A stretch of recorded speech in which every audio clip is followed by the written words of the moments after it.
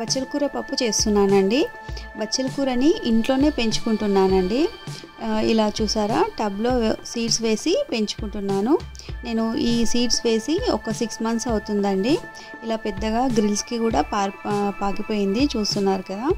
Weekly once తెంపుకుంటే మళ్ళీ next week కల్లా మళ్ళీ మనకు కొత్త ఆకులు వచ్చేస్తాయి. నేను ఆల్రెడీ తెంపిన తర్వాత చూపిస్తున్నానండి. చూడండి, పప్పు కోసం ఆల్రెడీ నేను తెంపేసి పెట్టేశాను. ఇప్పుడు ఒక 200 గ్రామ్స్ పప్పు తీసుకొని కడిగేసి పెట్టుకోవాలి. అలాగే మన బచ్చల కూరను కూడా నీట్గా కడిగేసుకోవాలండి. మన ఇంట్లోనే పెంచుకుంది కాబట్టి వేరే ఏమి ఉండవు కదా, మట్టి అలా దుమ్ము ఉంటుంది అంతే. అది దుమ్మంతా పోయే వరకు నీట్గా కడిగేసి పెట్టుకోవాలి. ఇప్పుడు బచ్చల కూరను చిన్నగా కట్ చేసి పెట్టుకోవాలి. ఒక కుక్కర్ తీసుకొని అందులో నానబెట్టుకున్న కందిపప్పుని వాటర్తో సహా వేసేయాలండి. వాటర్ని తీసేయకూడదు. ఇందులోనే మనం కట్ చేసి పెట్టుకున్న బచ్చల కూర కూడా వేసుకోవాలి. కొంచెం పసుపు, కొంచెం ఉప్పు, తగినంత వాటర్ వేసేసి ఒక 3 విజిల్స్ వచ్చే వరకు పప్పుని ఉడికించుకోవాలి. బచ్చల కూరని ఇలా మీరు కూడా ఇంట్లో పెంచుకోవడానికి ట్రై చేయండి. నర్సరీస్లో సీడ్స్ దొరుకుతాయి కదండి, అవి తెచ్చి మనము కొంచెం వెడల్పాటి టబ్లో పెట్టామనుకోండి, ఈజీగా పెరుగుతాయండి. వీటికి పురుగు కూడా అసలు ఏమీ రాదు. నేను 6 మంత్స్ నుంచి చూస్తున్నాను కదా, అసలు ఎలాంటి మెయింటెనెన్స్ ఏం అవసరం లేదు. మనం టైంకి వాటర్ ఇస్తే సరిపోతుంది అంతే. బయట అంటే మనకు ఇలా ఆకుకూర ఎలా పండిస్తున్నారో ఏంటో అనేది ఒక డౌట్ ఉంటుంది కదా. ఇలా ఇంట్లో అయితే మనము హెల్తీగా పండించుకోవచ్చండి.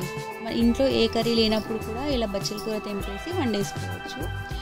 ఇక్కడ నేను కొద్దిగా చింతపండు నానబెట్టుకున్నానండి పులుపు కోసం. ఒక ఆనియన్ ఇంకా పచ్చిమిర్చి కట్ చేసి పెట్టుకున్నాను. ఇప్పుడు పప్పు ఉడికిపోయింది, చూసారా, బాగా మెత్తగా కూడా కాలేదు. ఇప్పుడు పోపు పెట్టుకుంటే సరిపోతుందండి. ఒక ప్యాన్ తీసుకొని కొద్దిగా ఆయిల్ వేసి జీలకర్ర ఆవాలు వేసి కట్ చేసి పెట్టుకున్న ఆనియన్ ఇంకా పచ్చిమిర్చి వేసి ఇందులో కొద్దిగా ఉప్పు వేసుకుంటున్నానండి. అక్కడ ఆల్రెడీ ఉప్పు వేసాం కదా, ఇవి ఉడకడానికి తొందరగా వేగడం కోసం అని చెప్పేసి కొద్దిగా ఉప్పు వేసాను. ఇందులోనే కొద్దిగా అల్లం వెల్లుల్లి పేస్ట్ వేసేసి అల్లం వెల్లుల్లి పేస్ట్ని బాగా వేగేలాగా వేయించుకోవాలి. ముందుగా అయితే ఇక్కడ ఎల్లిపాయ కూడా వేసుకోవాలండి. ఎల్లిపాయ వేసిన తర్వాత అల్లం వెల్లుల్లి పేస్ట్ వేసేయాలి. అల్లం వెల్లుల్లి పేస్ట్ బాగా వేగితేనే కర్రీ మాత్రం చాలా టేస్ట్ వస్తుంది, ఏ కర్రీకైనా సరే అండి. ఇప్పుడు ఇందులో కొద్దిగా పసుపు వేసి కలుపుకున్న తర్వాత ఈ పోపుని మనము దాంట్లో వేసేసుకోవచ్చు పప్పులో. ఇప్పుడు మనము చింతపండుని రసం తీసి పెట్టుకోవాలండి.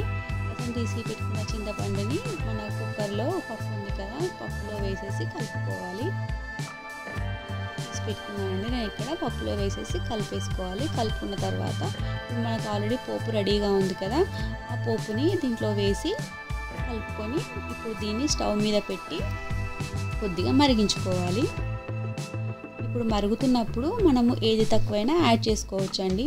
పులుపు కానీ ఉప్పు కానీ మీకు ఏది అవసరం అనుకుంటే అది యాడ్ చేసుకోవచ్చు. కొంచెం గట్టిగా అనిపిస్తే నేను వాటర్ వేస్తున్నాను, మీ ఇష్టం. మీరు కొంచెం లూజ్గా తినేటట్టయితే లూజ్గా, లేకపోతే గట్టిగానే ఉంచుకోవచ్చు. పచ్చిమిర్చి 3-4 వేసాం కాబట్టి కారం కోసం కొద్దిగా కారం వేస్తున్నానండి. మీ టేస్ట్ని బట్టి మీరు కారం యాడ్ చేసుకోవచ్చు. ఇప్పుడు ఒకసారి కారం వేసిన తర్వాత టేస్ట్ చెక్ చేయండి, పులుపు సరిపోయిందా ఉప్పు సరిపోయిందా అని చెప్పేసి. ఇలా మరుగుతున్నప్పుడు మీరు దించేసుకుంటే సరిపోతుందండి. చాలా టేస్టీగా ఉంటుంది బచ్చల కూర పప్పు, చాలా హెల్దీ కూడా. ఇలా ఇంట్లోనే పెంచుకొని చేసుకొని తింటే చాలా హ్యాపీగా ఉంటుంది కదా. మన ఇంట్లో పండిన కూరగాయలైనా మన ఇంట్లో ఏవైనా సరే బాగుంటుంది.